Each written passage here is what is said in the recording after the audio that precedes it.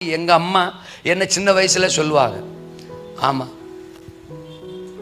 நாய்கள் பின்னாடியே நாங்கள் சின்ன பசங்கள்லாம் விளையாண்டுக்கிட்டே இருப்போம்.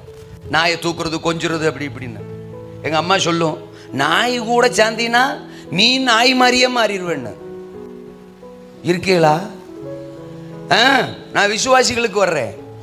அதாவது படைச்சவர் கூட டைம் ஸ்பெண்ட் பண்ணுறதுக்கெல்லாம் இன்னைக்கு நிறைய பேருக்கு என்ன இல்லை, நேரம் இல்லை.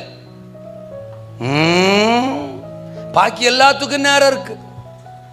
குளிக்கிறதுக்கு நேரம் இருக்கு, சமைக்கிறதுக்கு நேரம் இருக்கு, விதவிதமா சமைக்கிறதுக்கு நேரம் இருக்கு, அதை சாப்பிட்றதுக்கு நேரம் இருக்கு, கண்ணாடிக்கு முன்னாடி தோத்துறோம் நிற்கிறதுக்கு நேரம் இருக்கு, டெக்கரேஷன் பண்ணுறதுக்கு நேரம் இருக்கு, ஃபங்க்ஷனுக்கு போகிறதுக்கு நேரம் இருக்கு, பரியாசம் பண்ணுறதுக்கு நேரம் இருக்கு, குறை சொல்றதுக்கு நேரம் இருக்கு, கோல் சொல்றதுக்கு நேரம் இருக்கு, சண்டை போடுறதுக்கு நேரம் இருக்கு. புருஷனையோ மனைவியவோ கையை நீட்டி அடிக்கிறது கூட என்ன இருக்கு, நேரம் இருக்கு.